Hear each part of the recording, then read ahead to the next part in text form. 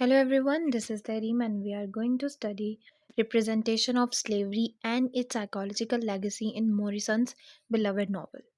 Let's begin our lecture. ये novel जो है ये टोनी मॉरिसन ने लिखा था और ये पब्लिश किया गया था 1987 में। अगर हम इसके सेटिंग की बात करते हैं तो ये पोस्ट सिविल वॉर अमेरिका का टाइम था जो कि क्या करती है एक्सप्लोर करती है स्लेवरी के लास्टिंग इम्पैक्ट। ठीक है। Actually Tony Morrison beloved novel जो है ना ये एक डीपली रूटेड है हिस्ट्री के अंदर। ख़ास तौर पे ये इंस्पायर्ड है मार्गरेट गार्नर की स्टोरी से जो कि एक रियल लाइफ इंस्लेव्ड वुमन थी जिसने अपने अपने चाइल्ड को किल कर दिया था सिर्फ इस वजह से ताकि फ्यूचर में उसका बेबी जो है वो स्लेवरी का विक्टिम ना बन सके। ठीक है। हम देखते हैं कि ये नॉवल जो है ना ये एग्जामिन करता है कि साइकोलॉजिकल और इमोशनल स्कार्स ऑफ स्लेवरी जो कि ये दिखाते हैं कि किस तरह इवन के फिजिकल फ्रीडम के बाद भी जो एक ट्रॉमा है ना वो हमेशा इंसान के साथ उसके लाइफ टाइम के लिए उसके साथ रहता है।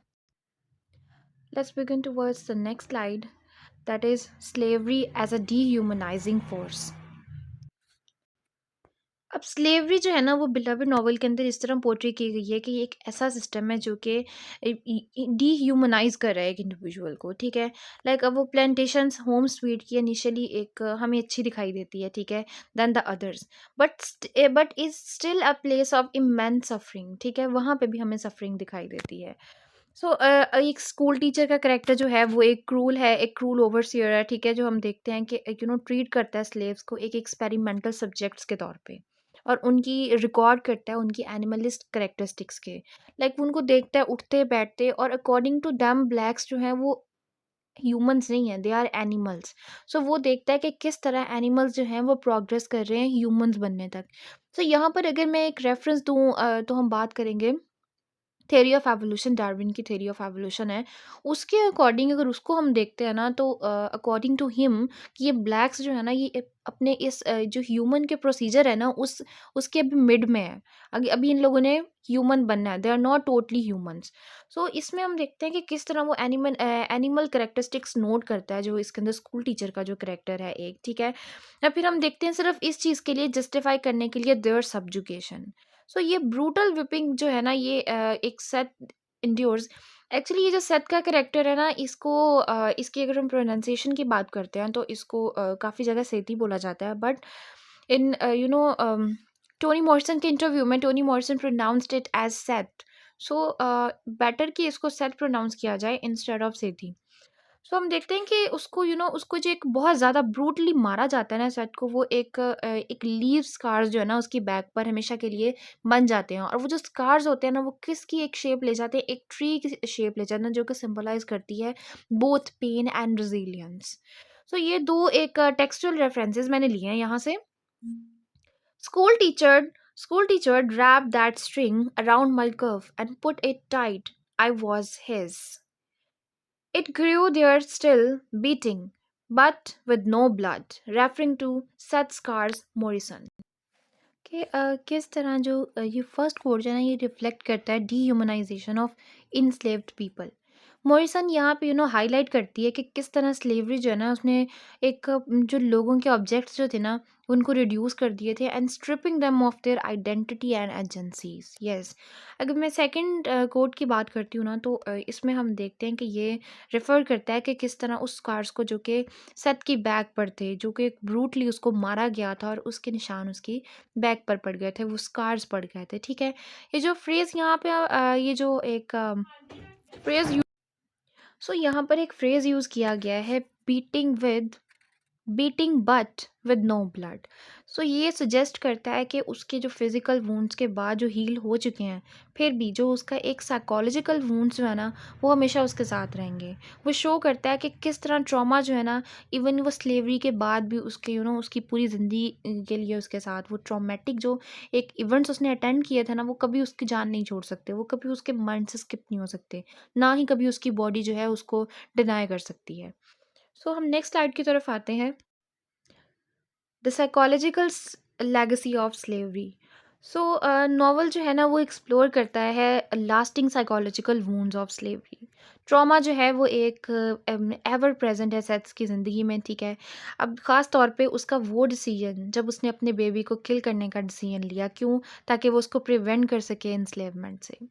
सो पॉल डी का जो कैरेक्टर है ना, इसमें वो भी एक फॉर्मर स्लेव जो था, वो अपनी पेन को रिप्रेस करते हुए और अपने इमोशंस को लॉक करता है एक मेटाफोरिकली वे में। लाइक वो कहता है tobacco tin inside his chest. ये हमें क्या कौन कहती है? टोनी मॉरिसन कहती है, क्योंकि एक स्लेवरी जो थी ना, उसने क्या कर दिया था, उसने डिस्टर्ब्स कर दी थी आइडेंटिटीज शनाख्तें उसने ख़त्म कर दी थी। लाइक उसने ये एक चीज़ making it hard for former slaves to rebuild their lives. So अगर इन टेक्सुअल रेफरेंसेस हैं, this is not a story to pass on. ये रिफ्लेक्ट करती है struggle of confronting trauma. Next है you your best thing Sethe you are. Paul D's attempt to restore Sethe senses of self worth. Actually ये जो पहला coat है ना, textual references जो है, ये जो है ना, ये एक पैराडॉक्सिकल लाइन है। पैराडॉक्सिकल एक इस तरह हम पैराडॉक्स किसको हम बोलते हैं, लाइक कुछ कोई फ्रेज, कोई लाइन, कोई सेंटेंस जिस पढ़कर वो मीनिंग ना कन्वे हो जो हम लाइक लिटरली मीनिंग उसका ना हो, लिटरल मीनिंग, बट उसका सिंबॉलिक मीनिंग हो, उसको पढ़ के उसके अंदर डीप मीनिंग्स उसके अंदर हों, उसको हम बोलते हैं पैराडॉक्सिकल, ठीक है। ये एक पैराडॉक्सिकल लाइन है जो कि एक नॉवल के एंड पे अपीयर होती है, क्यों? क्योंकि ये सजेस्ट करती है कि एक ट्रॉमा जो है ना स्लेवरी का, वो पेनफुल है, वो हार्ड टू रिमेंबर है, ठीक है, उसको भुलाया नहीं जा सकता। ये फ्रेज जो है ना, ये एक टेंशन क्रिएट कर देता है जब नॉवल हमारा ख़त्म होता है, क्योंकि इसके दो एक पहलू हैं। फर्स्ट ये कि ये पेनफुल तो होता है पास्ट, जब हम उसको दोबारा रिवाइज करते हैं या किसी को बताते हैं तो वो पेनफुल बहुत है बताना। और दूसरी तरफ इसका जो दूसरा पहलू है वो ये है कि इसको इग्नोर करेंगे then it would be a mistake. So यहाँ पे हम कह सकते हैं कि मोरिसन जो है ना, वो अपने रीडर्स को ये कहती है कि हिस्ट्री को कन्फ्रंट करो rather than erase it. Like history को अब मानो, उसको एक्सेप्ट करो और दुनिया को बताओ। नेक्स्ट वन अगर हम देखते हैं ना, तो यहाँ पर पॉल डी जो है ना, वो सेथ को कहता है, उसको इनकरेज करता है कि वो अपनी अपनी वर्थ को देखे। हम थ्रू आउट द नॉवल देखते हैं सेथ जो है ना, वो अपने आप को किस तरह डिफाइन करती है अपने पेनफुल पास्ट के ज़रिए से, ख़ास तौर पे उसका जो एक एक्ट ऑफ किलिंग जो था बिलवड को, जो उसने किल किया। बिलवड एक्चुअली उसके बेबी का नेम था। उसने जो उसको किल किया ना, वो एक सबसे ज़्यादा पेनफुल एक्ट था उसकी लाइफ का। सो पॉल डी जो है ना, वो उसको रिमाइंड करता है कि तुम कौन हो, तुम एक इंसान हो, ठीक है। तुम्हारी एक वैल्यू जो है ना, तुम्हारी सफरिंग से ज़्यादा तुम्हारी वैल्यू है। तुम एक अच्छा फ्यूचर डिजर्व करती हो बियॉन्ड हर ट्रॉमा। सो ये मोमेंट जो है ना, represent a step toward healing. Let's move towards the next slide, that is disrupted relationships and isolation. So यहाँ पे हम देखते हैं कि एक सेथ की आइसोलेशन नज़र आती है हमें, डैनवर्स की हमें फियर नज़र आता है और हमें पॉल डी की स्ट्रगल नज़र आती है। अब ये किस तरह नज़र आती है वो हम देखते हैं कि लाइक सेथ के जो एक्शंस जो है ना, वो उसको उसकी आइसोलेशन की तरफ ले जाते हैं। कौन सी आइसोलेशन? जो ब्लैक कम्युनिटी से उसकी हो जाती है, ठीक है। उसकी एक अलहदगी हो जाती है ब्लैक कम्युनिटी से, जो कि एक विच सीज हर एज डेंजरस, जो वो उसको एक डेंजरस सब्जेक्ट समझते थे, ठीक है, कि ये एक डेंजरस चीज़ है। अब डैनवर जो है ना, ये उसकी एक ही डॉटर थी जो कि सर्वाइव हो गई थी। एक्चुअली सेथ की दो डॉटर्स थी, एक बिलवड जिसको इसने किल किया और एक उसकी बड़ी डॉटर जो उसका नाम था डैनवर। अब डैनवर जो एक सर्वाइविंग उसकी डॉटर है, जो कि हर वक्त खौफ में रहती है। पॉल डी जो है वो स्ट्रगल करता है सिर्फ एक इमोशनली कनेक्ट होने के लिए, क्यों? क्योंकि उसने जो हॉरर्स एक इंड्योर किए हैं ना, उनको कभी वो भुला नहीं पा रहा। अब ये शो करता है कि किस तरह स्लेवरी जो है वो ना सिर्फ एक इंडिविजुअल को पेन देती है, उसको हॉन्ट करती है, बल्कि वो फ्रैक्चर्ड करती है रिलेशनशिप्स को। वो जो एक ताल्लुकात बने होते हैं ना इंसानों के बीच में, वो उसको भी फ्रैक्चर्ड कर देती है और इंसान को अल्टीमेटली आइसोलेट कर देती है।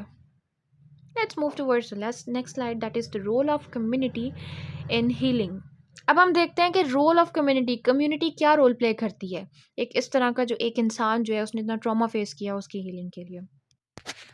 अब ये नॉवल का एक क्लाइमेक्स था जो कि शो करता है कि किस तरह healing requires collective effort. Yes, एक इंसान जो है वो कभी भी हील नहीं हो सकता जब तक उसको कुछ और लोग उसको आके तसल्ली नहीं देंगे, उसको कंसोल नहीं करेंगे, तब तक वो कभी भी मूव ऑन नहीं कर पाएगा।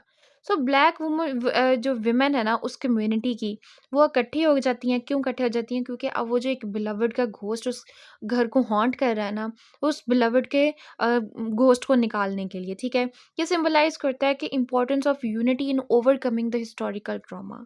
सो डेनवर जो है ना, जो कि बहुत ज़्यादा फियरफुल होती थी आउटसाइड वर्ल्ड से, अब उसने भी इंडिपेंडेंस गेन कर लिया और वो एक न्यू लाइफ स्टार्ट कर रही है। She left but she never came back. Toni Morrison का ये कोट है जिसमें वो कहती है, the communities exorcism of Beloved allow Sethe to move forward. ये लाइंस जो है ना, ये रेफर्स करती हैं बिलवड के एक फाइनल डिसअपीयरेंस, जब बहुत सारी एक विमेन जो है ना वो कम्युनिटी की आती हैं। क्यों? क्योंकि उन्होंने अब उस घोस्ट को घर से बाहर निकालना होता है। ये सिंबलाइज करती हैं सेथ के मूवमेंट को of releasing from the ghost of our past. ये एग्जॉर्सिज्म जो है ना, ये रिप्रेजेंट करती है द पावर ऑफ कम्युनिटी, जो कि सपोर्ट करती हैं इन हीलिंग फ्रॉम ट्रॉमा। बिलवड के यहाँ से जाना जो है ना, वो अलाउ करता है सेथ को कि फाइनली अब वो अपनी ज़िंदगी को रीबिल्ड कर रही है। अब वो रीबिल्डिंग की तरफ दोबारा अपनी लाइफ को न्यू तरीके से स्टार्ट करेगी। हम अपनी नेक्स्ट स्लाइड की तरफ मूव करते हैं, जो कि है रीक्लेमिंग आइडेंटिटी थ्रू स्टोरी टेलिंग। कि अब किस तरह हम आइडेंटिटी को रीक्लेम कर सकते हैं जस्ट स्टोरी बताते हुए। इसमें हम देखते हैं कि मॉरिसन का जो नैरेटिव स्ट्रक्चर जो है ना, वो रिफ्लेक्ट करता है कि किस तरह ट्रॉमा जो है ना वो डिस्टर्ब करता है मेमोरी को। लाइक वो प्रेजेंट करती है मल्टीपल पर्सपेक्टिव, जहाँ पे वो रिकन्स्ट्रक्ट करती है हिस्ट्री को दैट हैड बीन इरेज्ड। यहाँ पे हम कह सकते हैं कि स्टोरी टेलिंग जो है ना, वो एक बहुत क्रूशल चीज़ है किस चीज़ के लिए? हीलिंग के लिए। As acknowledging pain is the first step to overcoming it. हम यहाँ पे देखते हैं, दोबारा कोट मैंने पहले भी रिपीट किया था, it was not a story to pass on. Like यही बात है कि इस स्टोरी को दो पहलू हैं इसके। या तो एक, वो जो उसको बताना है ना जब पास्ट को, तो पेनफुल होगा, बट अगर उसको भुला दिया जाए तो भी ये गलत होगा। This is a paradoxical line. हम अब नेक्स्ट मूव करते हैं अपने कंक्लूजन की तरफ। सो बिलवड जो है ना, एक पावरफुल मेडिटेशन है कि किस तरह स्लेवरीज की जो एक लेगेसी जो है ना, वो persist long after it's evolution. Obviously slavery ख़त्म होने के बावजूद भी जो उसका एक लॉन्ग लास्टिंग इफेक्ट है ना, वो कभी ख़त्म नहीं हो सकता। Through haunting trauma and healing, Morrison जो है ना वो इलस्ट्रेट करती है एक ट्रू फ्रीडम को, जो कि ना सिर्फ वहाँ से फिजिकल बॉन्ड वहाँ से escape करने से आती है, but also from confronting and understanding the past. So this is all about today's lecture. I hope आपको ये टॉपिक अच्छे से समझ आया होगा. Thank you all of you.